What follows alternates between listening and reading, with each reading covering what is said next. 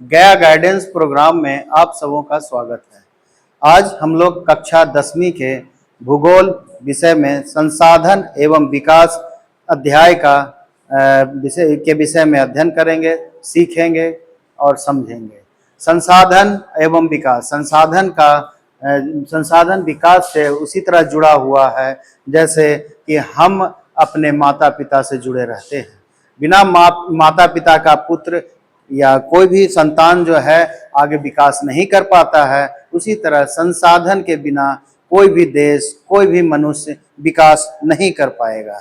तो ये एक बहुत ही रोचक और महत्वपूर्ण अध्याय है जो कि आम जीवन से बिल्कुल जुड़ा हुआ है, आपके और हमारे। तो इसे हम लोग देखेंगे। तो एक बार फिर से मैं बता दूं कि ये जो है कक्षा 10वीं का सोशल साइंस विषय का भूगोल विषय की प्रथम अध्याय है, संसाधन एवं विकास, रिसोर्स एंड डेवलपमेंट। इस अध्याय में हम लोग सीखेंगे क्या, पढ़ेंगे क्या, इसे हम लोग जान लेते हैं। अध्याय का जो मुख्य बिंदु होगा संसाधन का अर्थ प्रथम रहेगा। हम लोगों को जानना रहेगा कि संसाधन का अर्थ क्या है, मीनिंग ऑफ रिसोर्स क्या है। उसके बाद हम लोग जानेंगे मानव एक संसाधन है, ह्यूमन एज ए रिसोर्स, उसके विषय में जानेंगे, समझेंगे कि मानव जो है एक संसाधन के रूप में किस प्रकार है। तीसरा पॉइंट है संसाधनों का वर्गीकरण। फिर हम लोग जो संसाधन हम लोग देख रहे हैं इस धरती पर, वो उसका वर्गीकरण कर कर सीखेंगे, समझेंगे उसे। उसके बाद है संसाधनों का विकास, डेवलपमेंट ऑफ रिसोर्स। जो संसाधनों का विकास हुआ पहले या आज हो चुका है और आने वाले भविष्य में होगा, उसके विषय में जानेंगे कि कोई भी संसाधन का विकास कैसे हुआ है। उसके बाद देखेंगे संसाधन नियोजन, उसका रिसोर्स का प्लानिंग करेंगे हम लोग। उसके बाद संसाधनों का संरक्षण के विषय में पढ़ेंगे, कंजर्वेशन ऑफ रिसोर्स के विषय में हम लोग जानेंगे। फिर सतत विकास की अवधारणा, कॉन्सेप्ट ऑफ सस्टेनेबल डेवलपमेंट के विषय में हम लोग जानेंगे। ठीक है, तो इसके बाद इसी के साथ हम लोग प्रारंभ करते हैं। प्रथम बिंदु जो कि है संसाधन का अर्थ, meaning of resource. Meaning of resource बच्चों अगर जो आप सीख जाते हैं, समझ लेते हैं, तो ये अध्याय आपको समझने में बहुत ही आसानी होगी, क्योंकि जो भी है इस अध्याय में संसाधन को ही समझना है। अगर जो आप संसाधन को समझ लेते हैं, उसका मीनिंग समझ जाते हैं, उसका उपयोग समझ जाते हैं, तो ये पूरी ज्योग्राफी की पुस्तक के हर एक चैप्टर को आपको समझने में, सीखने में बहुत ही आसानी होगी। तो मीनिंग ऑफ रिसोर्स क्या कहता है? हमारे पर्यावरण में उपलब्ध हर वह चीज या वस्तु जिसका उपयोग हमारी जरूरतों को पूरा करने के लिए किया जा सकता है, उसे संसाधन कहते हैं, बशर्ते कि वह जो है तकनीकी रूप से सुलभ हो, वह संसाधन हमें तकनीकी रूप से प्राप्त हो सके, आर्थिक रूप से संभव है, और तीसरा सांस्कृतिक रूप से स्वीकार हो, उसे संसाधन कहते हैं। इसका अर्थ क्या हुआ?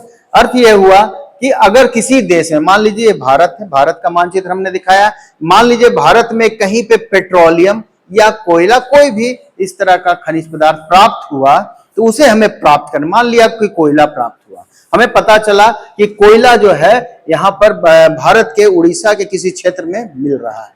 वहां से उस कोयला को प्राप्त करने के लिए हमारे पास तकनीक होना चाहिए, टेक्नोलॉजी होना चाहिए कि उस कोयला को आसानी से और सस्ते भाव में हम प्राप्त कर सकें, या आर्थिक रूप से सस्ता हो, वो प्राप्त कर सकें कोयले को। उसके बाद यदि मान लीजिए कि कोयला यहाँ पता चल गया कि यहाँ पर उड़ीसा के क्षेत्र में कोयला तो है, लेकिन वो कोयला निकालने के बाद हम लोगों को जितना बाजार में कोयला प्राप्त हो रहा है, मान लिया कि 50 रुपये किलो कोयला प्राप्त हो रहा है, और उस यहाँ उड़ीसा से जो कोयला निकाल रहे हैं उसको निकालने में हमें खर्च 50 से ज्यादा 60 रुपया 70 रुपया गिर रहा है, तो वो कोयला हमारे लिए फिर महंगा हो जाएगा। इसलिए कहा जा रहा है कि तकनीकी रूप से सुलभ हो, आर्थिक रूप से भी संभव हो। तीसरा जो पॉइंट है सांस्कृतिक रूप से स्वीकार हो। स्वीकार इसलिए कह रहा है कि यदि कोई वहां पर कोयला जो निकाले वो वेस्ट क्वालिटी का एंथ्रोसाइट कोयला हो गया तब तो वो बहुत बेहतर है, क्योंकि उसमें कार्बन की मात्रा 90 से 95% तक होता है और उस कोयले को जलाने में धुआं भी कम निकलता है। लेकिन वही पिट टाइप का कोयला अगर जो सबसे लो ग्रेड का कोयला प्राप्त होता है तो उसमें कार्बन की मात्रा 50% होती है और उसे जलाने के बाद धुआं बहुत ज्यादा होता है, जो कि हमारे वातावरण के लिए ज्यादा बेहतर सुरक्षित नहीं है, यानी वो सांस्कृतिक रूप से स्वीकार नहीं किया जा सकता है। ठीक है, तो ये हो गया इसका अर्थ। उसके बाद हम लोग जानेंगे कि संसाधन जीवन का आधार होता है। ये तो हम लोग जान गए कि संसाधन किसे मानेंगे, कैसे मानेंगे, क्योंकि उसका एक मूल्य होना चाहिए, उसका एक आर्थिक महत्व होना चाहिए, उसका उपयोग होना चाहिए। ठीक है, तकनीकी रूप से हमें प्राप्त होना चाहिए। लेकिन कहता है कि संसाधन हमारे जीवन का आधार है, बिना संसाधन का हमारा जीवन बेकार है।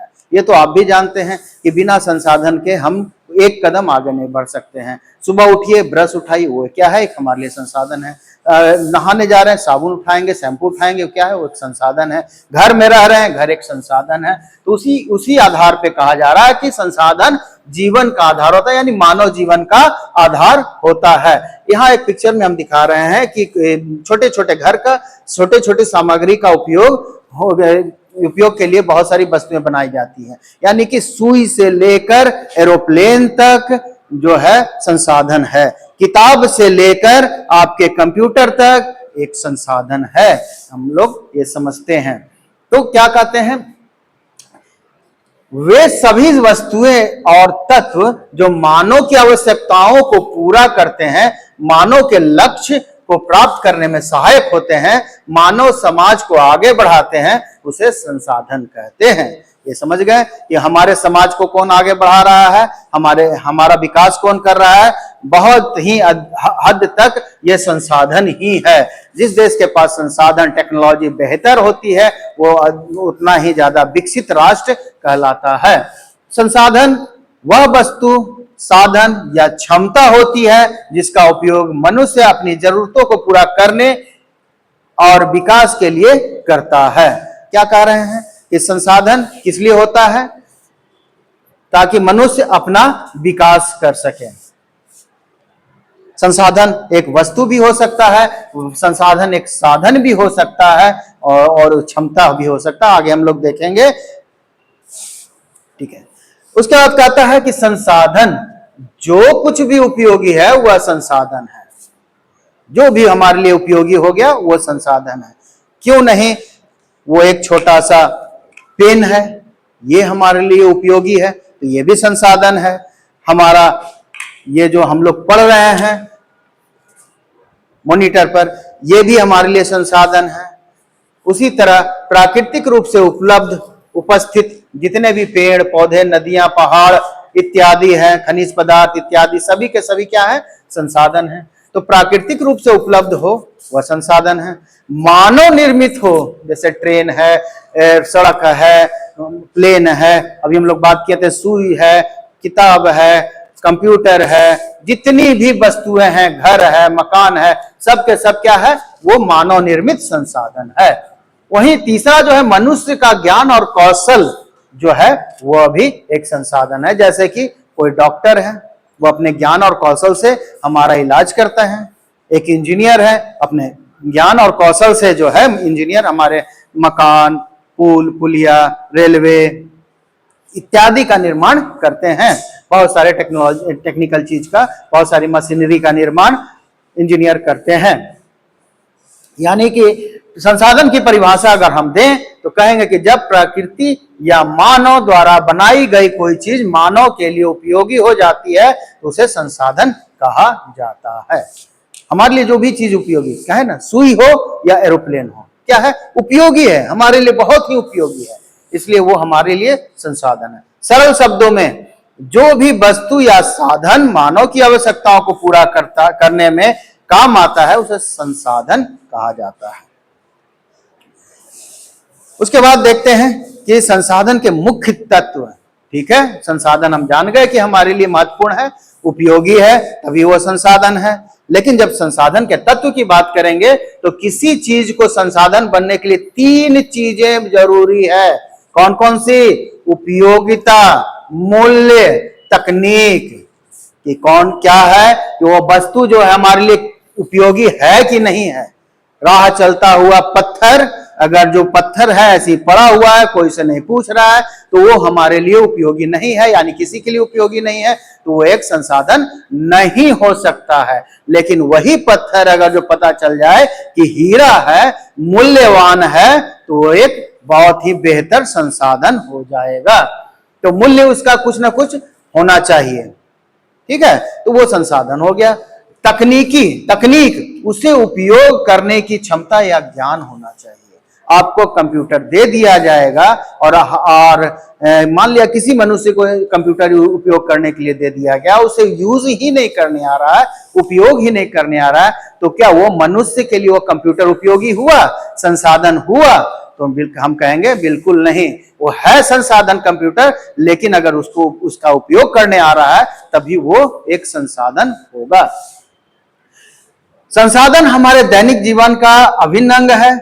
जब हम सुबह उठते हैं तो बिजली से चलने वाली गाड़ी, नल से निकलने वाला पानी, खेत से आया अनाज, ये सभी के सभी संसाधन है। स्कूल, कॉलेज, घर, सड़क, सभी के सभी संसाधन हैं। यानी कि आप नजर खोलिए और चारों तरफ देखिए, जितनी आपके लिए उपयोगी वस्तु दिखेगी वो आपका संसाधन है। पेन हो, कॉपी हो, पुस्तक हो, क्यों ना वो घर में चलता हुआ पंखा हो, आपका घर हो, स्कूल हो, कॉलेज हो, सड़क हो, या खेती करने के लिए ट्रैक्टर हो, किसी भी चीज को उठा लीजिए, वो एक संसाधन है। अगला पॉइंट है, तो हम लोगों ने सीखा कि संसाधन किसे कहते हैं, संसाधन का महत्व क्या है। अब देखते हैं कि मानव एक संसाधन है, ह्यूमन एज ए रिसोर्स। मानव एक संसाधन है। अगर हम संसाधन नहीं होते तो नए नए प्रकार के संसाधनों का विकास नहीं करते हैं, ठीक है। तो मनुष्य स्वयं भी एक महत्वपूर्ण संसाधन है। मनुष्य अपने साहस, ज्ञान, विलक्षण प्रतिभा, सूझबूझ के कारण सभी संसाधनों में सर्वोच्च स्थान रखता है। यानी कि मनुष्य अपने ज्ञान से नए संसाधन बना लेता है। मनुष्य को ज्ञान नहीं रहेगा तो पत्थर हीरा ना होकर पत्थर ही रह जाता है, ठीक है। अगर जो कहीं हमें पता चल गया कि समुद्र के नीचे प्राकृतिक के भी पेट्रोलियम पदार्थ में दबा हुआ है, तो उसे निकालने के लिए जो साहस, ज्ञान का और विलक्षण प्रतिभा का उपयोग मानव करेगा, वो भी मानव संसाधन कहलाएगा। उसका स्वयं संसाधन होते हुए मनुष्य संसाधनों का उपयोग करता है। मनुष्य क्या है? संसाधन है। जैसे एक डॉक्टर, इंजीनियर, टीचर, जो भी है वो संसाधन है और संसाधनों का उपयोग भी कर रहे हैं। अभी हम लोग बात किए कि एक डॉक्टर जो है हमारा इलाज करता है, हम बीमार पड़ते हैं तो डॉक्टर इलाज, वो हमारे लिए क्या हो गया? एक बेहतर संसाधन। इंजीनियर हमारा मकान से लेकर सड़क, पुल सब बना देता है, तो हमारे लिए क्या हो गया? संसाधन हो गया। मानव स्वयं भी संसाधन है, क्योंकि अपने ज्ञान के सहारे वह किसी भी वस्तु की उपयोगी बना सकता है। अतः हम कह सकते हैं कि संसाधन प्राकृतिक द्वारा दिया गया उपहार के साथ साथ मानव निर्मित भी होता है, ठीक है। तो जो भी प्रकृति ने हमें दिया, मान लो कि प्रकृति ने हमें मिट्टी दिया, तो मिट्टी से कुम्हार क्या किया? बर्तन बना लिया। मिट्टी से ईंट भट्ठे पर ईंट बन गया, तो वो क्या हुआ? एक बेहतर संसाधन बन गया। तो प्रकृति ने बहुत कुछ दिया है, उसका उपयोग मनुष्य अपने ज्ञान कौशल से कर रहा है और एक बेहतर संसाधन बना ले रहा है। एक प्रसिद्ध भूगोलवेत्ता हुआ करते थे, जिमरमैन। ये अमेरिकन भूगोलवेत्ता थे, जिमरमैन। उन्होंने बताया था कि संसाधन होते नहीं, बनते हैं। ये एक बहुत ही चिंतनीय विषय है कि संसाधन, कोई भी संसाधन होता नहीं है, वो बनता है या बनाया जाता है। किसके द्वारा? मनुष्य के द्वारा। जैसे कि प्रारंभ में, अगर जो प्रारंभिक काल, बहुत पुराने काल में आप चले जाइए, जब गाड़ी नहीं था, बैलगाड़ी नहीं था, उससे पहले चक्का का आविष्कार नहीं हुआ था, तो सब सर्वप्रथम मनुष्य क्या किया था? चक्का का आविष्कार किया। उसके बाद घोड़ा गाड़ी, बैलगाड़ी बना, उसके बाद मोटर गाड़ी, फिर ट्रेन, ये सब बनने लगा। तो ये किसका कमाल था? मनुष्य ने पहले तो चक्के का आविष्कार किया, एक नया संसाधन डेवलप किया, उसके साथ उससे जुड़ा हुआ कई एक संसाधन बनना प्रारंभ हुआ। तो वही जिमरमैन कहते हैं कि संसाधन होते नहीं, बनते हैं। जैसे अब गर्मी का दिन है, गर्मी में पंखा चल रहा है, पंखा से बेहतर संसाधन उसके बाद कूलर आया, कूलर से और बेहतर संसाधन एसी आया। तो इस तरह से हमें गर्मी का एहसास नहीं हो रहा है। मनुष्य कैसे, मानव एक कैसे एक संसाधन है या संसाधन नए नए संसाधन मानव बनाता है, उसको हम लोग एक उदाहरण से समझेंगे। संसाधन किसी भी देश का क्या होता है? रीढ़ होता है, मेरुदंड है। वो अगर संसाधन किसी देश के पास बहुत ही अधिक है और बेहतर है, तो वो देश सबसे ज्यादा विकसित होकर खड़ा होता है। रीढ़ का क्या काम है? हम लोगों को सीधा खड़ा करने का, मजबूती से खड़ा करने का। उसी तरह संसाधन का भी काम है किसी देश को मजबूती और सीधे तरीके से खड़ा रखने का। ठीक है, तो यहां पर एक ये ट्रायंगल बनाए हैं। मान लिया कि मनुष्य प्राकृतिक से कोई भी वस्तु उठाता, कोई भी संसाधन उठा लिया। मान लिया कि एक कुम्हार प्रकृति से मिट्टी उठाया। अब कुम्हार को इच्छा है कि उस मिट्टी से कोई मिट्टी का बर्तन बनाए, तो उसके लिए कुम्हार क्या करेगा? अपने शिक्षा का उपयोग करेगा, जो कि वो बचपन से अपने घर में देखते हुए आया है कि मिट्टी से कैसे बर्तन बनाया जाता है। उस शिक्षा का उपयोग करेगा और तकनीक जो कुम्हार के पास तकनीक है, जो चाक वो चलाकर उस पर मिट्टी रखकर जो बर्तन बनाता है, तो उस तकनीक का उपयोग करेगा कुम्हार। तो क्या लिया? प्राकृतिक से मिट्टी लिया, शिक्षा का उपयोग किया, तकनीक का उपयोग किया और नए संसाधन का विकास करेगा। उस संसाधन को हम लोग उसके द्वारा निर्मित बर्तन हो, दिया हो, कुछ भी वो बना कर देता है। उसी प्रकार और भी बहुत सारा चीज है। मनुष्य जो है प्रकृति से लोहा लेता है और लोहा लेने के बाद अन्य पदार्थ भी लेकर, कोयला वगैरह लेकर और नए पदार्थ स्टील का निर्माण करा। स्टील से बहुत सारे वस्तु, सुई से लेकर जहाज तक का निर्माण हुआ। तो नए नए संसाधनों का निर्माण मनुष्य क्या कर रहा है? जो भी है प्रकृति से लिया गया संसाधन का उपयोग करता है, नए नए संसाधन का निर्माण करता है। प्रकृति से संसाधन लिया और अपने शिक्षा और तकनीक का उपयोग करके नए संसाधन का निर्माण कर लिया, और ये प्रक्रिया अभी भी चल रही है। इसके बाद है संसाधनों का वर्गीकरण। संसाधनों का वर्गीकरण जो है क्लासिफिकेशन ऑफ रिसोर्स, इसलिए हम लोगों को पढ़ना चाहिए, क्योंकि संसाधनों को अलग अलग वर्ग में बांट कर पढ़ने से उसे समझने और सीखने में आसानी होती है। तो संसाधनों का वर्गीकरण विभिन्न आधार पर किया जाता है। कौन कौन सा आधार है? उत्पत्ति के आधार पर, संसाधन की उत्पत्ति कैसे हो रही है, कहां से हो रही है।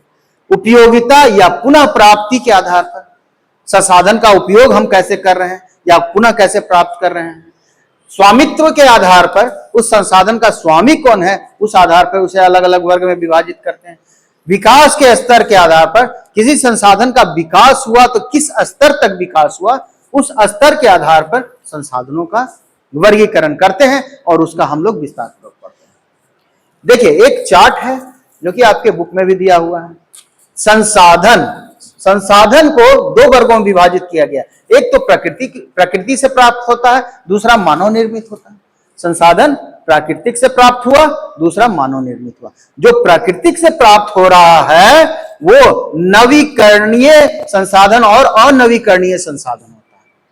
वैसा संसाधन जो प्राकृतिक से प्राप्त हुआ वो नवीकरणीय तब होगा कि वो संसाधन कभी समाप्त नहीं होगा, अपने जैसा पुनः संसाधन एक दे देगा। जैसे जीव जंतु, पेड़ पौधे, नदी, हवा अपने आप को फिर से नया कर लेगा, तो उसे नवीकरणीय संसाधन कहते हैं। नवीकरणीय संसाधन को फिर से दो भागों में विभाजित किया गया। एक जैव संसाधन, एक सतत अथवा प्रवाह संसाधन। प्रवाह संसाधन किसे कहते हैं? जो लगातार प्रवाहित हो रहा है। ये जैव नहीं है, यह है तो अजैव ही, इसमें जीवन नहीं है, इसमें ये निर्जीव है, लेकिन ये प्रवाहित होने के कारण अपने आप को नवीन करते रहता है। जैसे पवन और नदी का जल प्रवाहित हो रहा है, इसलिए अपने आप को स्वच्छ बनाए हुए हैं। ठीक है, उसी तरह जैव संसाधन, नवीकरणीय संसाधन को दो वर्गों में विभाजित किए थे, प्रवाह संसाधन और जैव संसाधन। जैव संसाधन जिसमें जीवन है वो जैव संसाधन हो गया। फिर जैव संसाधन को दो वर्गों में विभाजित किए, वन जीव संसाधन एवं प्राकृतिक वनस्पति, मतलब जीव संसाधन और प्राकृतिक वनस्पति, पेड़ पौधे जिसे कहते हैं। पेड़ पौधे जो है हो गए ये, इसको एक कैटेगरी में रखा गया और जीव जंतु एक कैटेगरी में रखा गया। उसके बाद अनवीकरणीय संसाधन के इसमें आएंगे तो इसे पुनः दो वर्गों में विभाजित किया गया है। अनवीकरणीय संसाधन यह पुनः प्राप्त नहीं हो सकता है, एक ही बार हमें प्राप्त होगा। इसे दो कैटेगरी में कैसे डिवाइड करते हैं, पुनः चक्रीय और अचक्रीय संसाधन। पुनः चक्रीय संसाधन में धातु जैसे लोहा एक बार प्राप्त हुआ, सोना चांदी एक बार प्राप्त हो गया तो वो दोबारा वो हो सकता है कि वो उस खान में समाप्त हो जाए धातु मिलना, लेकिन जो लोहा सोना चांदी ये सब प्राप्त हुआ उसका उपयोग हम लोग रिसाइकिल के रूप में करते रहते हैं। एक बार लोहा से कोई वस्तु बना लिए, वो वस्तु टूट गई, उसे हम लोग फिर से इंडस्ट्री में फैक्ट्री में भेजते हैं, उसे पिघलाकर फिर से नया एक वस्तु तैयार किया जाता है, मतलब वो रिसाइकिल है, वो बिल्कुल समाप्त नहीं होता है। उसे कहते हैं पुनः चक्रीय धातु, पुनः चक्रीय संसाधन, जिसका उदाहरण धातु। अचक्रीय संसाधन जिसका कोई चक्र ही नहीं चलता, एक बार उपयोग किए समाप्त, जैसे पेट्रोल एक बार उपयोग किए समाप्त। इसलिए तो आज हाहाकार मचा हुआ पूरे विश्व में पेट्रोल डीजल को लेकर, ठीक है। कोयला एक बार उपयोग किए समाप्त।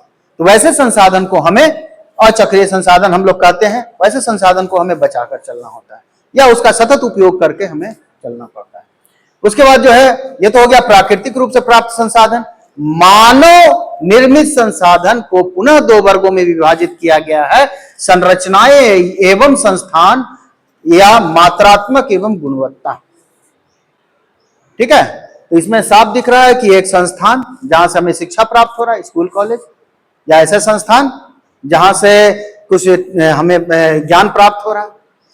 दूसरा उससे जो है मानव द्वारा निर्मित जो वस्तु हो गया,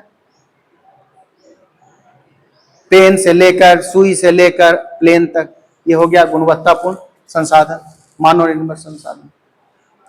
अब इसे हम लोग बारी बारी से विस्तार पूर्वक पढ़ेंगे कि संसाधनों का वर्गीकरण उत्पत्ति के आधार पर, उपयोगिता के आधार पर, स्वामित्व के आधार पर,